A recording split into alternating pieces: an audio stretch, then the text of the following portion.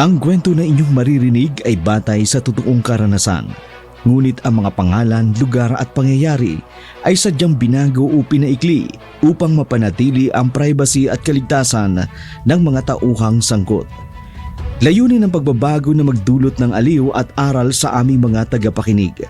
Wala po kaming hangaring magkaroon ng pagkakatulad sa totoong buhay, ang mga pangalan, lugar at pangyayari. At ang anumang pagkakatulad ay hindi sinasadya.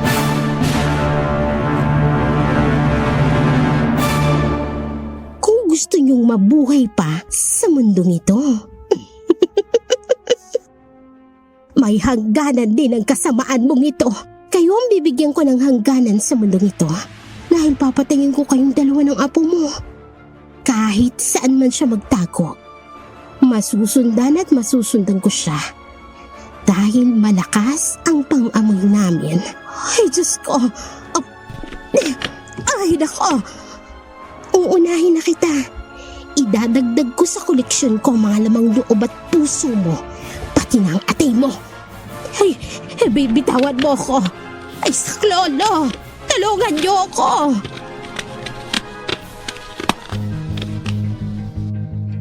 Para po sa mahilig makinig ng mga kwento ng buhay at pag-ibig, inaanyayahan po namin kayong bisitahin ang aming side channel ng Dark Shadows 102 Audio Drama Love Story.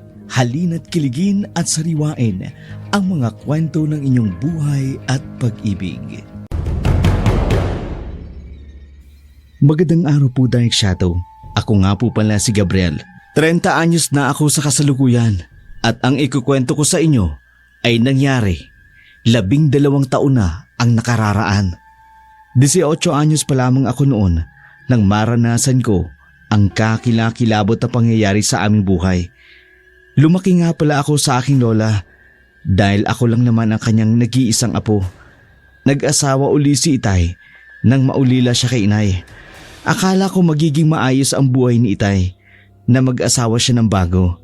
Hindi namin lubos maisip na magaganap ang isang kakilakilabot na pangyayari sa aming buhay.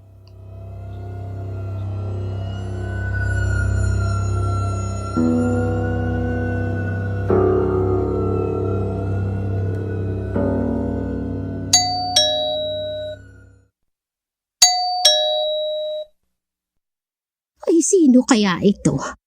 Wala pa naman akong inaasahang bisita sa umaga. Mamayang gabi meron. Pero ngayong umaga may wala. Masipat nga din sa bintana. Lola, si Gab po ito. Abay, apo! Ay, sandali lang at lalabas ako.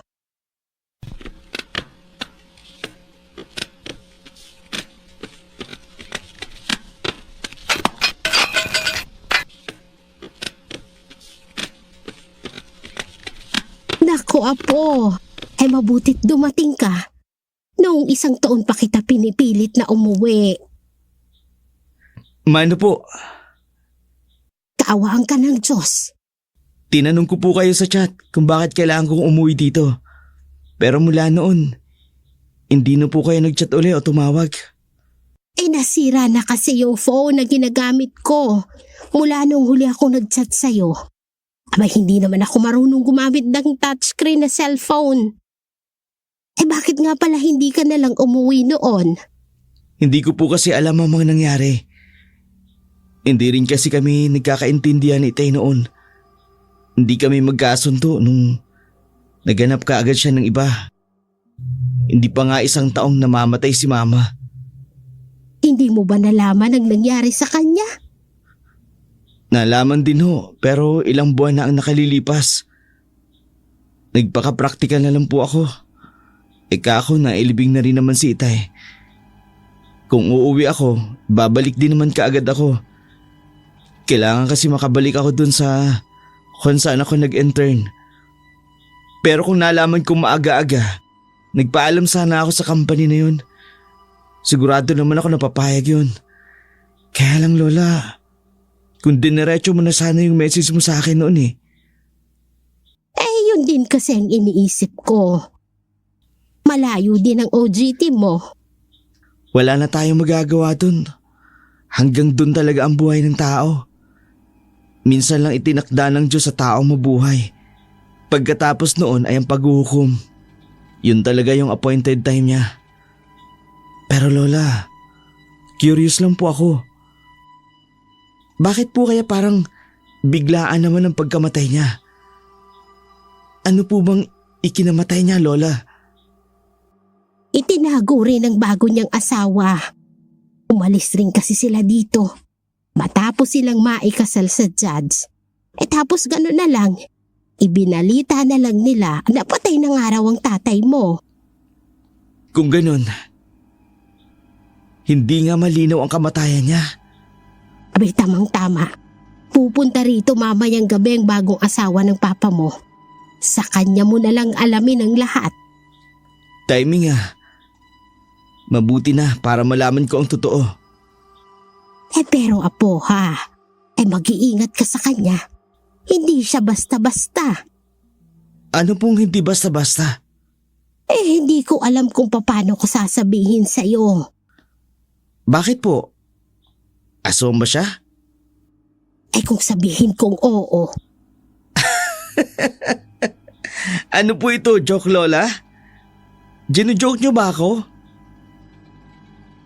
Ay ako apo, ikaw na lang ang tumuklas. Abay matalino ka. Siguradong malalaman mo rin ang totoo.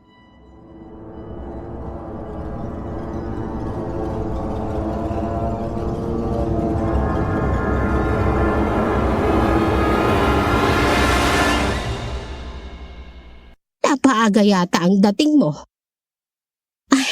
Mother dear, 11:11 na. Tama lang naman ang oras para maaga akong makarating. Oo nga naman. Lola? Sino ka? Mother dear, sino siya? Siya ang apo ko, si Gabriel.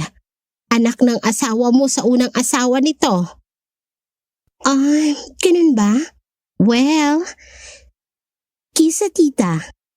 Good evening po. Huwag mo akong pinupo. Bata pa ako. Hindi po ako sanay humalik, madam. Stepmother mo ko. Mudra, tell him naman.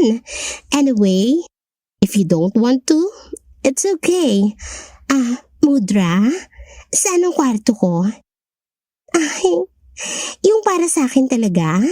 Okay, I'm going in.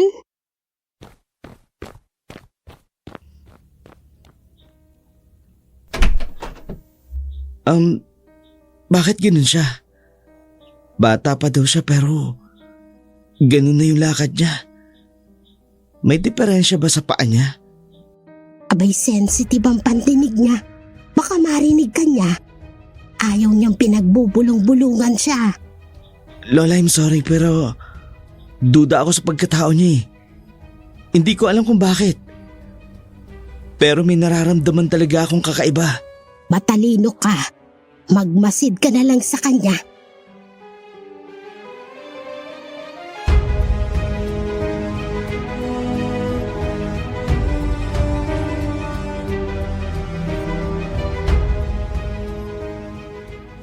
Lalo nagka-entry si Gabriel sa bagong asawa ng kanyang ama. Ang daming tanong ang nabuo sa kanyang isipan. Kaya wala siyang ibang nais kundi ang matuklasan kung ano at kung paano namatay ang kanyang ama. Ang babaeng nagngangalang Banji lamang ang makasasagot ng kanyang katanungan. Nang biglang tumunog ang orasan, mga bandang 12:00 ng hating gabi.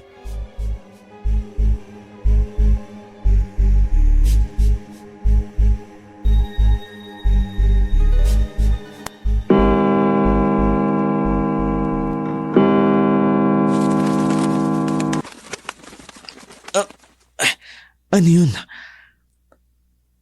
Parang malaking pakpak papalayo. Hindi ako maaaring magkamali. Yun nga yung narinig ko. Nawala tuloy yung antok ko. 12:00 pa naman ng madaling araw. makalabas na nga at makainom ng kape. Total, nawala na yung antok ko.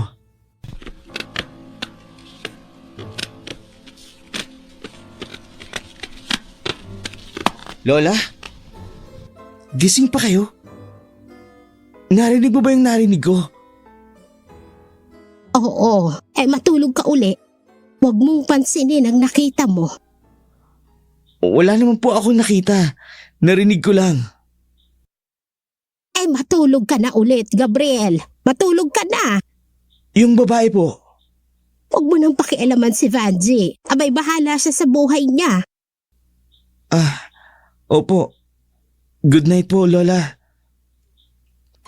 Bakit siya nagalit?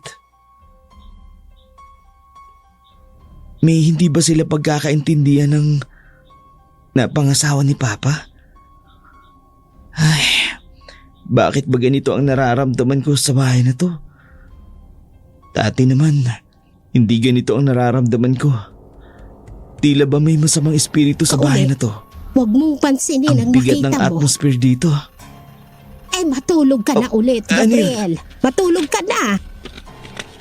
Huwag mo nang pakialaman si Vanji. Si Lola. Abay, bahala siya Palabas sa ng buhay bahay. niya. Teka, lalabasin ko nga.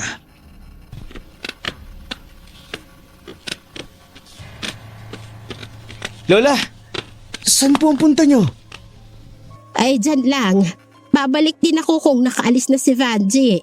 Pero Lola, alanganing oras. Baka kung anong...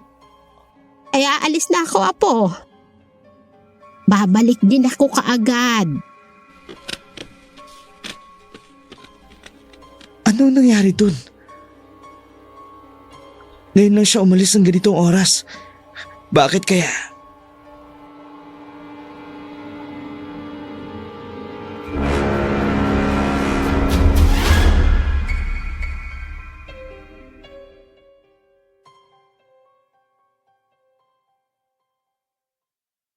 Good morning, Gabriel. Magandang umaga po. Umalis po si Lola. Aalis din po ako mamaya. Mag-isa lang po kayo rito. Ay, huwag mo akong alalahanin. Sanay ako mag-isa. Mula nang mamatay ang papa mo, mag-isa na akong namumuhay as a single woman. Mayaman ako. I don't know why hindi siya nagtagal sa piling ko. Mahal na mahal ko pa naman siya. Pero iniwan niya ako bigla. Miss Banji? Ay, tita.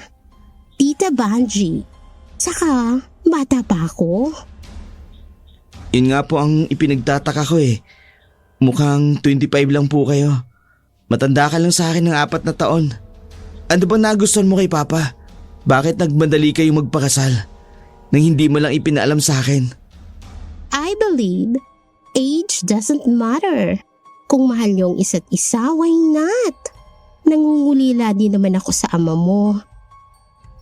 Kaya inisip ko, may darling na ako, may tatay pa. Gerontopilya ka. First time kong marinig ang salitang yan. Ano bang ibig sabihin yan? Mga batang nagkakagusto sa matanda. Basta ako. Mahal ko ang papa mo. Minahal ko siya. Pero bakit hindi mo ipinaalam sa akin na magpapakasal kayo? Karapatan ko malaman yun. Tsaka bakit parang nagmadali kayo? May gap na kayo ng papa mo noon, hindi ba? Oo, dahil wala pa 1 taon nang mamatay si Mama. Sabi ko sa kanya, patapusin muna ang 1 taon. Pero ikaw na yung sinusunod niya. Kahit ang bigla ang pagpapakasal niyo. Sorry, gusto ko lang naman kasing makasigurado na ako lang ang babae ng papa mo. Kaya ba pati ang pagkamatay niya itinago niyo sa akin? Kaya kasal lang naman ang magpapatunay kung totoong hangarin niya sa akin. Ang papa mo kasi ang may kagustuhan noon. Ang sabi niya kung mamamatay siya, huwag ko nang ipaalam sa'yo. Ganun ba kalaki ang kasalanan ko kay Papa? Para magdesisyon ng ganon? Hindi ganon ang pagkakakilala ko kay Papa. Family-oriented kami. Kinakausap niya kami kapag may malaki siyang desisyon na gagawin. Ikaw lang makakasagot niyan kung bakit nagbagong papa mo. Ano palang ikinamatay niya? Malusog naman siya eh. Ano ba nangyari kay Papa? Siguro, sadyang yun ang palad niya. Maagang mamatay. Pero alam mo ba, labis kong ipinagluksa yun. Dahil mahal na mahal ko siya. Hindi mo sinagot ang tanong ko. Ano to, interrogation? Kung alam mo lang kung gaano kasakit sa akin ang pagkawala niya.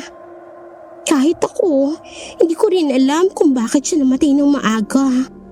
Hanggang ngayon, hindi ko pa rin matanggap. Ang sakit-sakit kaya. Dahil mahal na mahal ko ang papa mo. Hindi ka pa nakaka-move on? Sa tingin ko naman, sobra ng asenso ng buhay mo.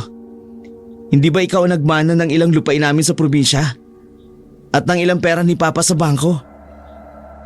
Hindi ba nasa iyo na ang kalahati, my dear Gabriel? Hindi ako papayag na gano'n ang mangyari. So lumalabas, kaya ka nagbalik dahil sa yaman yun na nakuha ko. Dahil peke ang kasal nyo. Lumalabas na pinilit mo lang si Papa na magpakasal. How dare you para sabihin yan? Kapag napatunayang pinilit mo lang siya, mapapawalang bisa ang kasal ninyo. My dear, marami ka nang sinasabi.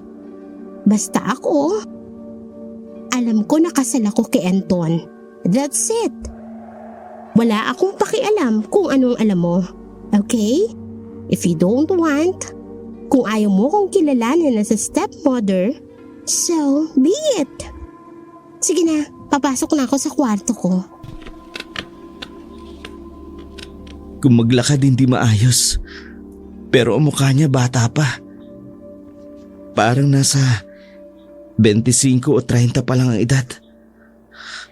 Anong lihim ng banji na ito? Aalamin ko ang totoo sa kanyang pagkatao. Hindi ako basta papayag na makuha mo ang yaman ni Itay ng basa-basa na lang.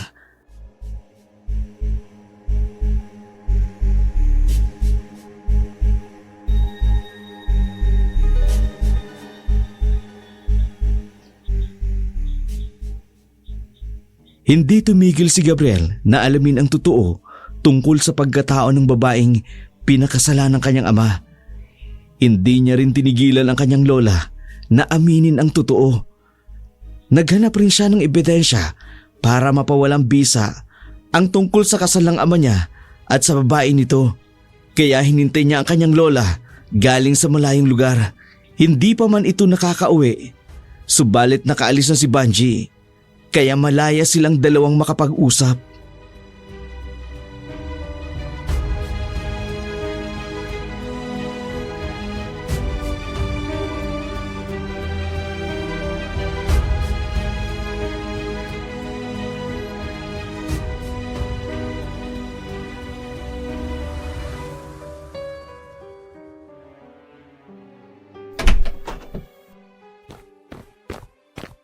Nandyan pa ba siya?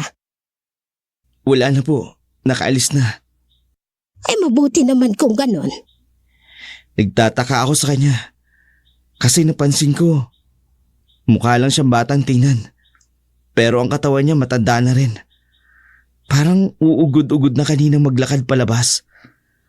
Gusto ko nga sanang sundan kaso natakot ako. Gabriel, apo, ay maupo ka. May dapat kang malaman sa babaeng yan. Si Vanji ay hindi karaniwang babae, Kap. Si Vanji ay isang aswang. Ano? Oo, apo. Hindi pa ako ulyanin at lalong hindi ko makakalimutan kung paano namatay ang papa mo sa piling ng aswang na si Evangeline. Paano, Lola? Anong ikinamatay ni Papa? Makinig ka at kailangan mong labanan ang itim na kapangyarihan ni Vanji. Bakit nga ba gusto niyang kunin ang inyong bahay at tirahan dito sa syudad at gawing bodega? Bodega ng ano, Lola? Apo, gusto kong malaman para malabanan mo siya at huwag mong hayaan na makuha niyang bahay na ito para gawin niyang tambakan ng kanyang pagkain. Pagkain? May bodega siya ng pagkain dito? Hetong susi ng kwarto, Gab. Anong gagawin ko dito, Lola? Buksan mo ang kwarto niya. Opo. Anong amoy yan? Mabuksan nga ang ilaw. Mga malalaking freezer. Anong laman ng mga yan, Lola? Mga lamang loob yan ng tao biniktiman niya. Abay, pinipreserve niya. Para kung kailangan niya, madali lang siyang makakakain. Nagpatira kayo ng demonyo sa bahay na to? Ay wala akong magawa. Natatakot ako sa maaari niyang gawin. Para kung may anong kapangyarihan ang kumukontrol sa akin. Apo, lumabas na tayo dito. Madali ka. Nararamdaman kong pabalik na siya. Magkunwari na lamang tayong walang alam. Tara na, sa labas na tayo.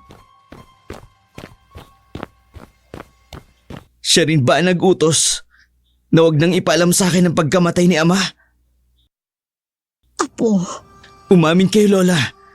Ngayong nandito na ako, wala na siyang magagawa para takutin kayo. Lalabanan ko siya. Kahit anong uri man siya ng aswang. dapat lang apo, gawin mo. Kasi nasa edad ka na. At kaya mong bawiin ang lahat ng nasa kanya na galing sa papa mo. Lahat yan ay sa papa mo. Dapat mawala siya. Lola, kailangang maputol ang ginagawa niya. Ano gagawin mo, apo? Mag-iimbestiga ako. Aalamin ko kung anong totoo na ikinamatay ni Papa. Pero apo, kailangan gawin mo yan ng maingat. Dahil kung hindi, baka gawin niya rin ang ginawa niya sa papa mo. Saan sila naglagay nung naikasal sila? Sa Mangiring, pinakaliblib na lugar ng probinsyang ito. Ipangako mo lang, apo, na babalik ka. Pangako po, Lola. Babalik po ako. Sa pagbabalik ko, mapapaalis na natin siya. Hindi ako papayag na hindi siya magbayad sa lahat ng ginawa niya. Hindi rin ako papayag na angkinin niya ang lahat ng hindi sa kanya. Alis po ako, pero dapat alisin ko muna kayo rito para safe po kayo. Wag na, apo. Kailangan nandito ako para nababantayan ko ang bahay. Kung aalis ako, baka wala nang matira dito. Pag umalis tayong dalawa, aswang na swapang ang kalaban natin. Hindi sila napipigilan sa gusto nilang mangyari. Aswang na ganid pa. Lola, magdasal lang kayo lagi. Walang ibang mas mabisang sandata laban sa kampo ng kadiliman. Ang pananalig sa Diyos ang siyang magpoprotekta sa atin. Lola, aalis muna ako ha. Aayusin ko lang dapat na ayusin. Tatandaan ko, apo. Mag-iingat ka. Kayo din po. Eto ang bagong cellphone nyo. Nakalagay na rin po dyan yung number ko. Tawagan nyo ko kapag may hindi magandang nangyari. Pangako po, babalik ako. Mother dear, nakauwi ka na pala. Ay, natural. Akin ang bahay na ito, kaya uuwi ako. O ikaw, Vanji? Ay, umuwi ka na dahil wala kang karapatan dito. Mother dear, ang bahay na ito'y bahagi ng ari-arian ni Anton. Dahil asawa ko siya, conjugal property ito. Kaya hati kami. Alam mo ba ang ibig sabihin ng conjugal property? Ang conjugal property ay ang ari-ari ang naipundar ng mag-asawa habang sila ay nagsasama. Ang lakas ng loob niyong akinin ang ari-arian ni Papa. Nung nagsasama kayo, ano bang naipundar niyo? Wala kayong naipundar. Oras na mapatunayan kung pinilit mo lang si Papa na magpakasal sa'yo, gagawa ako ng paraan para mawala ng bisa ang kasal ninyo at mawawala ang lahat ng nasa inyo. lalabas na peke ang kasal nyo. Hindi totoo yan. Pasensya na, pero bahay ito ni Lola. Ipapamana niya sa akin. May mga dokumento ako. Gusto mo makita? How dare you! Ngayon, pwede ka na umalis. Bumalik ka kung saan ka nanggaling. Wala na si Papa. At kapag nalaman kong ikaw may kagagawa ng pagkamatay niya, kahit sino ka pa, haharapin kita. Ngayon, umalis ka na. Hindi mo ko kilala. Kilala na kita. Isa kang sakim na aswang. Ay Diyos kong mahabagin. Abay lumabas din ang tunay mong kulay. Minanipulate mo si Papa para gawin ang lahat ng gusto mo. Kung nagawa mo yun sa kanya dahil nabulag siya sa'yo, pes, hindi mo magagawa yun sa akin.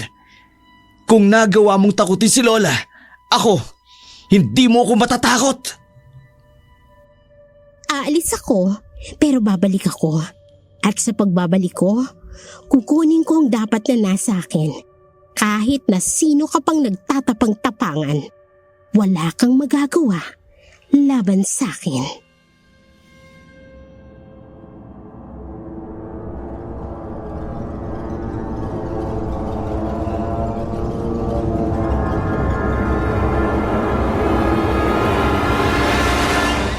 Magandang umaga po, Kapitan.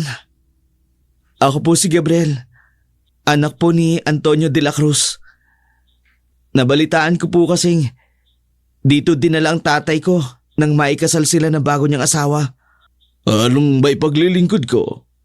Ano bang gusto mong malaman? Hindi po kasi malinaw sa akin ang ikinamatay niya.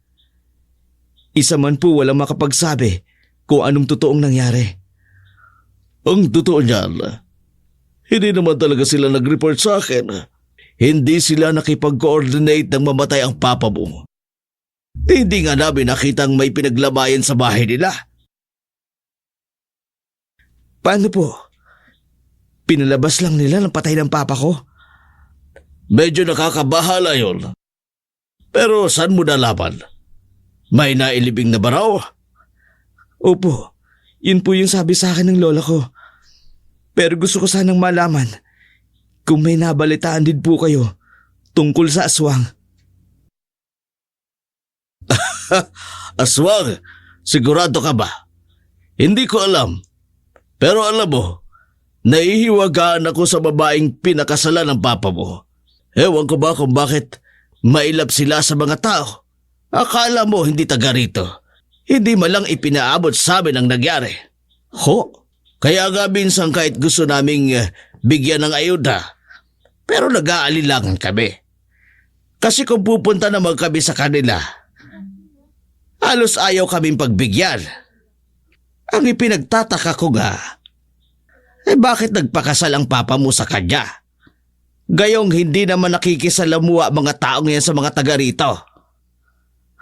Kap, parang hindi ko nagtutugma ang description ninyo sa buhay niya.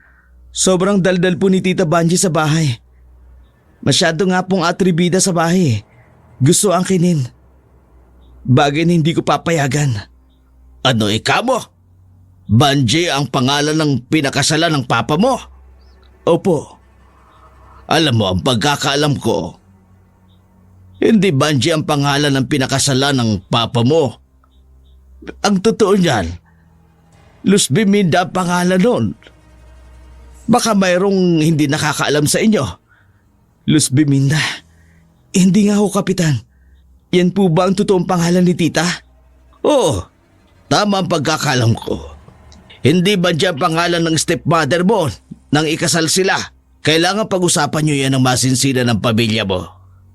Pero nakalagay po sa marriage contract nila, Evangeline po. Evangeline Ramos po ang totoong pangalan ng dalaga pa siya. So hindi siya gumamit ng tunay na pangalan?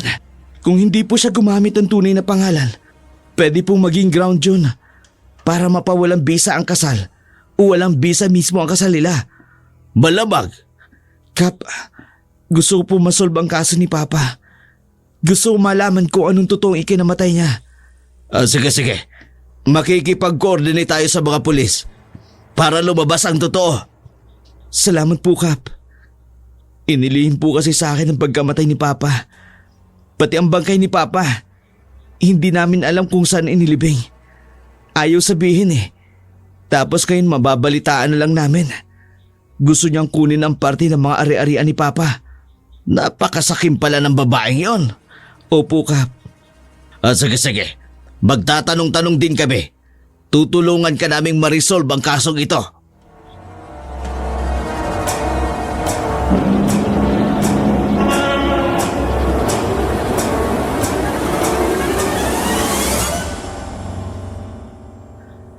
Sir, kailangan ko po ng tulong ninyo.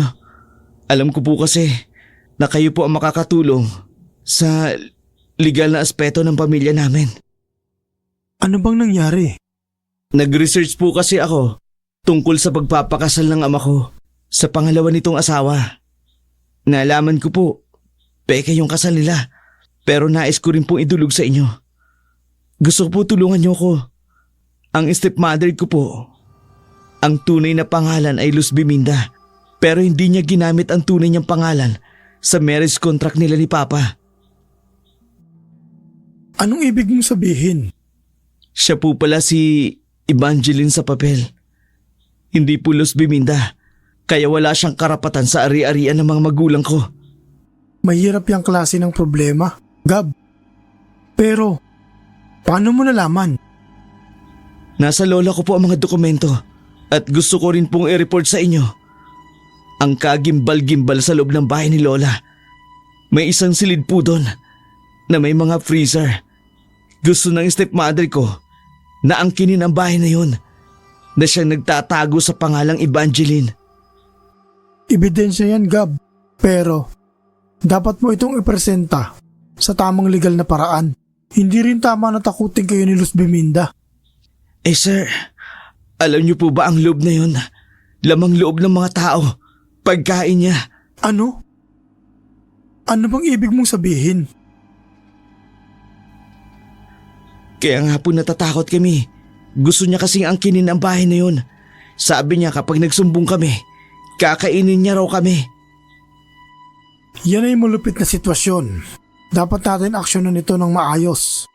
Hindi pwedeng tinitipid ang buhay at karapatan ng tao. Sabihin mo sa akin kung saan exactly ang bahay na yan. Sasamahan kita.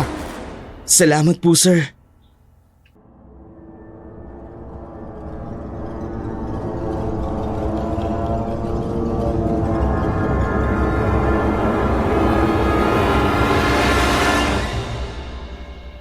Dahil sa pagiging mausisa ni Gabriel, natuklasan niya rin na hindi pala naipa-register ang death certificate ng kanyang ama.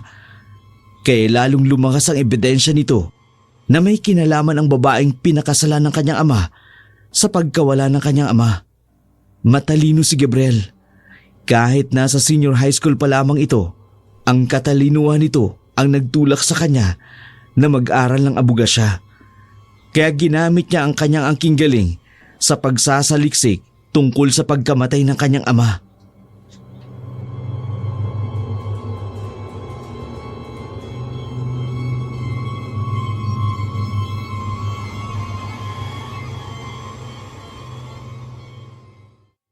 Sana maging maayos ang lakad ng apo ko. Patnubayan mo sana siya, Diyos ko. Nagmamakaawa kami. Para makawala na kami sa pananakot ng demonyong asawa nito. Ikaw lamang po ang makakatulong sa amin, Diyos ko. Tama ang apo ko. Ikaw lang ang makakapagtanggol sa amin at makakaprotekta sa amin. Gabayan mo po siya para malaman kung ano talaga ang nangyari sa anak ko. Kung bakit bigla na lang siyang nawala. Ay, ang demonyo! Nararamdaman kong pumasok kayo sa silid ko. Kukukuan. Umaming katanda. Kung hindi, kakainin kita. Ay, wag. Maawa ka. Kung papatayin mo ko, hindi mo maangkin ang lahat na gusto mong maangkin. Kailangan kong permahan ang mga papeles. Kailangan yon. Anong ginawa niyo sa silid ko? Sana malaman mo na buhay pa ako at pag-aari ko pa ang bahay na ito. Hindi ko pa ito na ipapamana sa anak ko. Kung meron man akong dapat pamanahan ito, yon ay walang iba kundi ang apo ko. Pwes, kayong dalawa ang papatayin ko. Katulad ng ginawa ko sa anak mo. Ay, sabi ko na nga ba, pinatay mo ang anak ko. Oo, para maangkin ko ang ari-arian niya. Demonyo ka nga, isa kang ganed. Nalaman niya kasi yung sikreto ko, kaya tinodas ko na siya. Saan mo nilibing ang bangkay ng anak ko? Saan mo siya inilibing? Sa tingin mo ba, kami mga aswang, inililibing namin ang mga biktima namin? Demonyo ka talaga. Sakib, gahaban, hindi ka pa nakontento. At alam mo ba, ang mga lamang loob na naririyan, lamang loob ni Antonio. Kaya dapat maging akin ang bahay nito. At kayo, paalisin ko kayo rito. Kung gusto niyong mabuhay pa sa mundong ito. May hangganan din ang kasamaan mong ito. Kayo ang bibigyan ko ng hangganan sa mundong ito. Dahil papatayin ko kayong dalawa ng apo mo. Kahit saan man siya magtago, masusundan at masusundan ko siya. Dahil malakas ang pang-amoy namin. Ay, Diyos ko. Ay, nako. Uunahin na kita.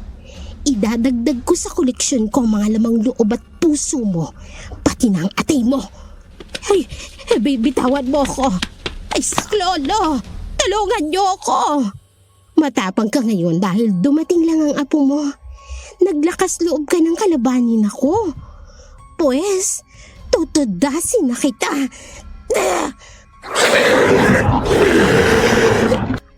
Ay, Diyos kong mahabagin. Aswang nga siya. Ngayong nakita mo na ang tunay kong mukha, matakot ka sa aking tanda.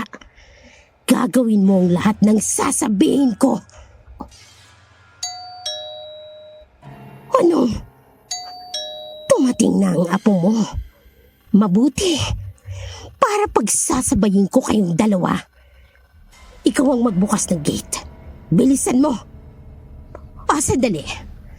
Baka may mga kasama siyang pulis. Huwag kang gumawa ng ingay. Kung hindi, tututuhanin ko talaga ang gagawin ko. Nasa loob po siya, officer. Hindi maaari ito. Anong ibig sabihin nito, tanda? Anong ibig sabihin nito? Magandang araw po. Ako po si Police Officer Ramirez mula sa station ng PNP San Juan. May dala po kaming search warrant para sa bahay na to. Ano bang meron, officer? Meron po kaming impormasyon na may posibleng illegal na gawain o materyales na nakistore sa loob ng inyong bahay. Ang search warrant na ito ay nagbibigay sa amin ng otoridad na maghanap at kumuha ng mga ebidensya na may kaugnayan dito. Ano bang hinahanap niyo? Kami narito upang sumunod sa legal na proseso. Kung maaari po, hinihiling ko po ang inyong kooperasyon para sa aming pagsusuri. Oh, sige, officer. Gawin niyo na lang ang trabaho niyo. Ang pagsasagawa ng search warrant ay nagsimula at ang pulisya ay nagsimula ng maingat na pagsusuri sa bahay na laging sinusundan ng dokumentaryo at pagrespeto sa karapatan ng may-ari ng bahay. Hindi na naitago pa ni Luz Biminda ang kanyang lihim. Natuklasan ng mga pulis na lamang loob nga ng mga tao ang nakapreserve sa freezer.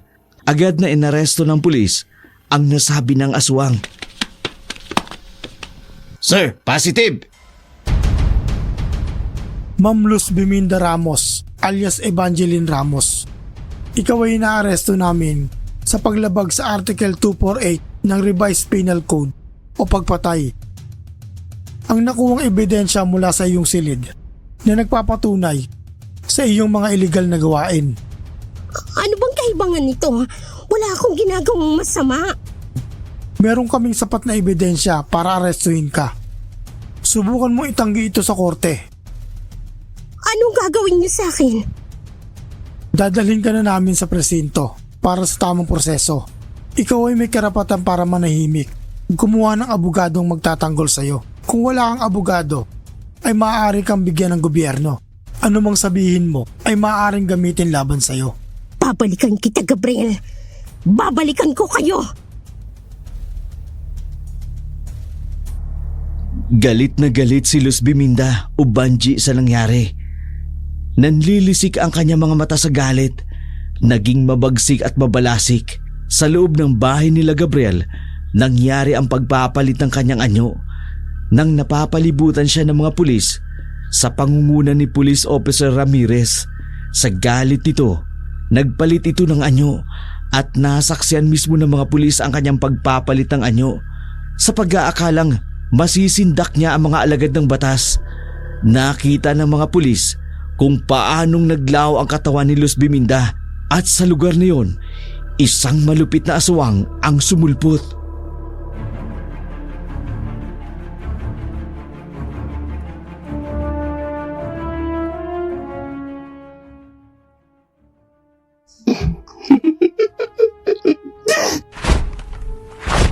Hindi ako pahuhuli sa inyo! Hindi! Hindi! Papatayin ko kayong dalawang maglola! Papatayin ko kayo! Magtamaan ng bahay! Targetin si Luz Biminda! Mag-ingat kayo! Hindi taong kalaban natin. Pero tatablan niya ng bala. Hindi ka na makakatakas ngayon, aswang! Men! Ngayon na! Paputukan siya nang hindi na makatakas!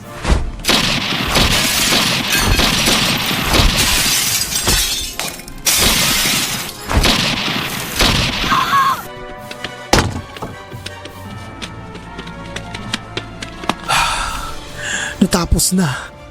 Luz Biminda, mahirap mag-isipin, ngunit ito ay para sa kaligtasan ng lahat.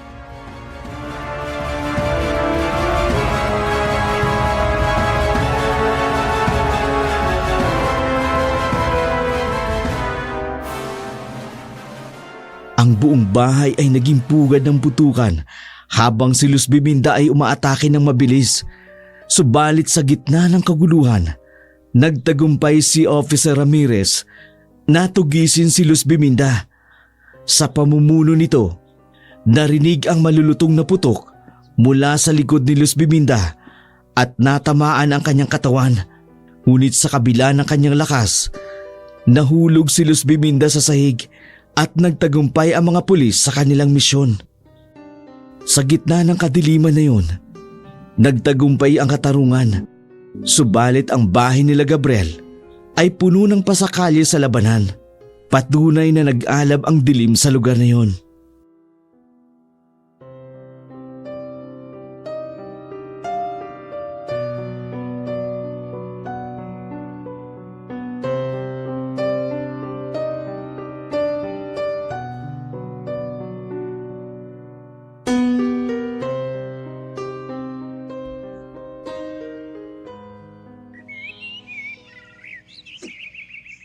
Ay nako, abay ang galing mo talaga, Apo. Sino mag-aakalang mangyayari ito? Ang akala ko, habang buhay na akong mamumuhay sa takot dahil sa pananakot ni Luz Biminda. Abay yun palang tunay niyang pangalan. Likas talaga sa kampo ng demonyo ang pagiging masama. Walang kapatawaran kahit sa langit ang kanyang ginawa. Sana matahimik ng kaluluwa ni Ama. Oo nga, Apo. Kahit puso niya lang ang nailibig natin, ay sana'y matagpuan din natin ang bangkay ng ama mo nang mabigyan naman natin ng maayos na libing. May awa po ang Diyos, Lola. Tsaka hindi rin daw titigil sina officer para mahanap ang bangkay ni Ama. Sayang nga lang po, Lola.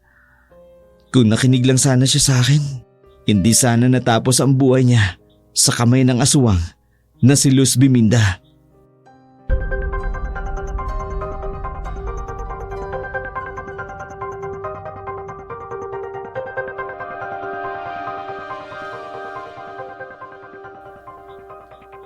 Sa ganitong mga pagkakataon, tamang paghihiganti ang kanyang ginawa. Hindi niya hinayaang madungisan ang kanyang mga kamay. Ang pagtutugi sa aswang na pumatay sa kanyang ama. Sa kamay din ng mga alagad ng batas, natapos ang buhay ng pangalawang asawa ng kanyang ama na si Luz Biminda. Natahimik na rin ang pamilya na maglola. Naging isang magiting at mapipitagang abogado si Gabriel. Isa na siyang tagapagtanggol ng mga inaabuso at inaaping mamamayan sa Pilipinas.